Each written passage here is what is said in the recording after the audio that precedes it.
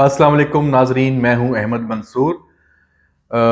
Deal की बातें शुरू हैं और अब तो ख्वाजा आसफ ने भी ये बात कर दी है। उन्होंने कुछ जो डॉट्स वो मिलाए हैं और साथ फिर कहा है कि ये सब चीज़ें जो हैं ये गैर मामूली हैं और माजी में जिस तरह पाकिस्तान में होता आया है ये सारे इशारे उसी जानिब हैं। अब ये डील किन शराइत पे हुई है और क्या इसके बदले लिया गया है और क्या दिया गया है। ख्वाजा आसफ ने कहा कि जो अली अमीन गंडापुर है उसकी एक तो बढ़कें और जिस तरह से धमकियां, फिर वो पेशावर से जब निकलता है तो एकदम इस्लामाबाद में वो नमूदार हो जाता है, फिर गायब हो जाता है और ये सारी चीज़ें भी होती रही। दूसरी जानिब बुशरा बीबी की ज़मानत जब होती है तो वो लाहौर की बजाय गवर्नर हाउस पेशावर में आ जाती हैं वहाँ पे। और अब सूरत हाल ये है कि ये सब अब अली अमीन गंडापुर ने खुद भी कहा कि उन्होंने एक किरदार अदा किया है। जो बैरिस्टर सैफ हैं उनके तर्जमान, उन्होंने कहा कि बिल्कुल, उन्होंने अगर ये कहा है कि उनका किरदार है बुशरा बीबी का, तो मेरी उनसे बात नहीं हुई तो हम उनसे ताकि या हमें कोई पता चले कि उनका क्या किरदार है।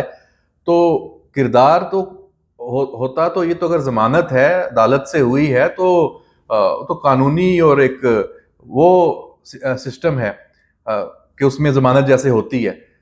ये किरदार क्या हो सकता है? किरदार तो फिर यही है कि गारंटर, मैं पहले भी ये बात कर चुका हूं कि अली अमीन गंडापुर गारंटर है इस सारी डील का।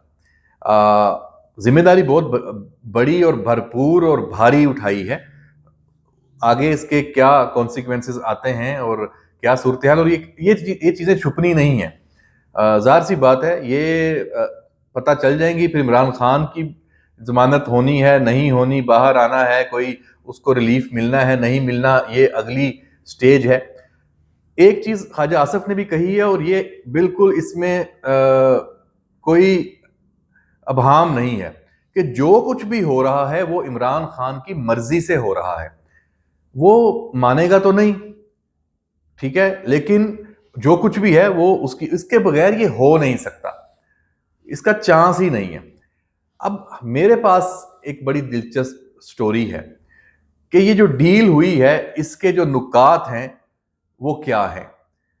अब पीटीआई एक इंतशारी और फसादी पार्टी के तौर पे है, कानून नाफज करने वाले इदारे पीछे हैं कि जिस तरह से पाकिस्तान को अदम इस्तेहकाम का निशाना बनाया गया, एक कल्ट पैदा किया गया, अदारों को टारगेट, और सोशल मीडिया उनका सबसे बड़ा हथियार है।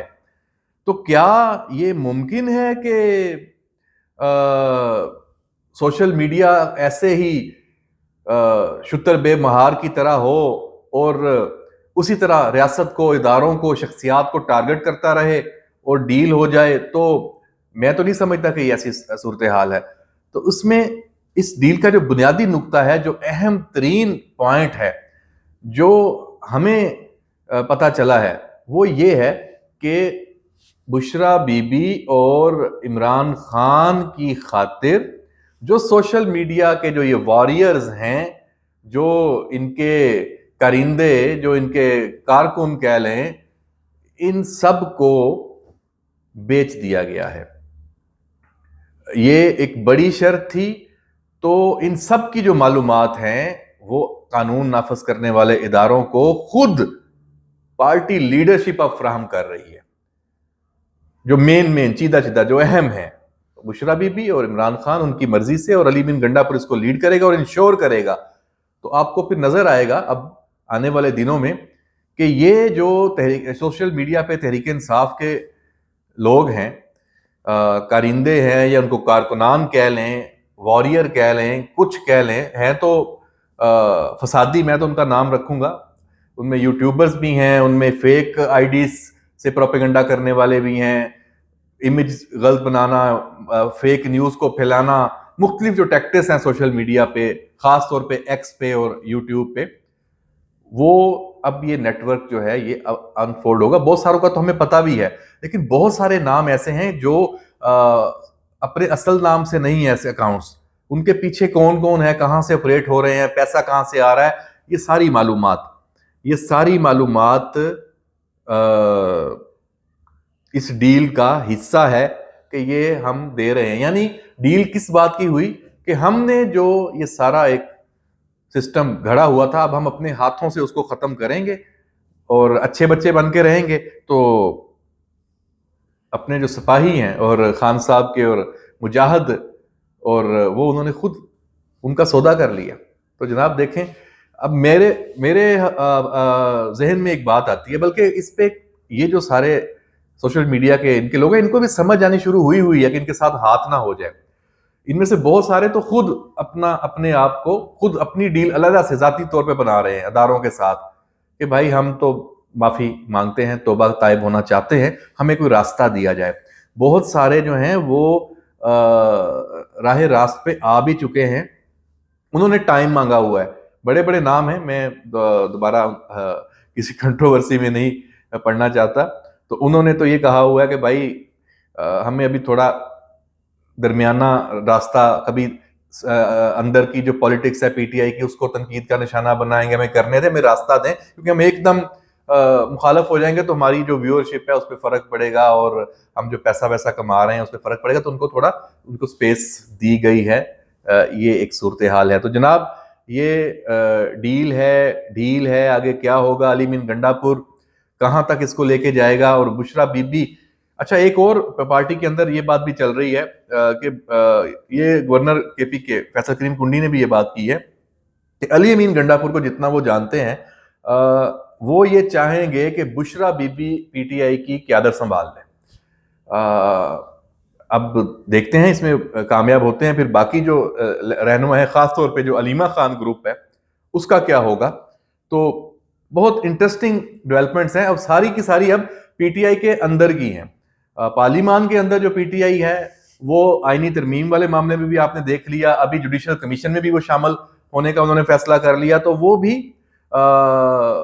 ایک جو اپوزیشن کا روایتی کردار ہے وہ تو وہ نبھا رہے ہیں, لیکن جو ایک تھا کہ سڑکوں کی سیاست اور پارلیمان کو قبول نہیں کرنا, حکومت کو قبول نہیں کرنا, نظام کو قبول نہیں کرنا, وہ اس سے پیچھے ہٹ گئے ہیں. تو یہ سارے اشارے اس چیز کے ہیں کہ چیزیں تیزی سے بدل رہی ہیں.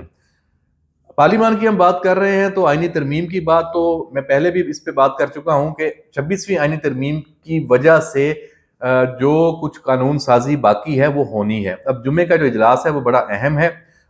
جو ایک اجلاس اسپیکر ایاز صادق کے پاس بھی ہوا جس میں جے یو آئی بھی آئی, پیپلز پارٹی بھی تھی اور نون لیگ بھی تھی, اس میں پھر یہ طے ہوا کہ جو غیر متنازع معاملات ہیں 26ویں آئینی ترمیم کے حوالے سے, جیسے ججز کی تعداد بڑھانا, 23 ججز کرنے ہیں. جب آپ آئینی بینچ بنا رہے ہیں تو ججز کی تعداد تو بڑھے گی نا. آپ اگر موجودہ جو ججز ہیں ان میں سے آئینی بینچ کو ریفر کر دیں گے تو بات تو وہی رہ گئی, سپریم کورٹ پہ پریشر تو وہی رہ گیا. تو ابھی ججز کی تعداد بڑھے گی, اس پہ سب متفق ہیں اور یہ بل آئے گا.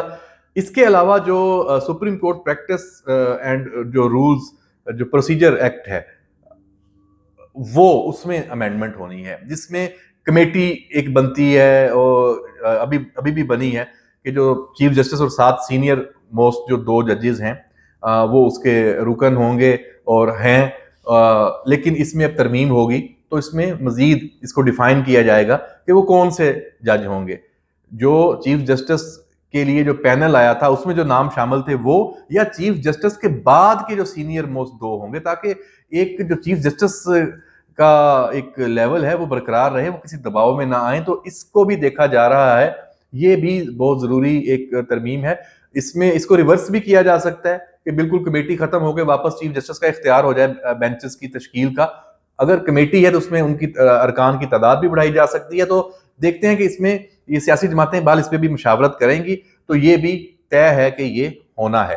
تو یہ والا محاذ جو ہے پارلیمان کا یہ ابھی گرم رہنا ہے.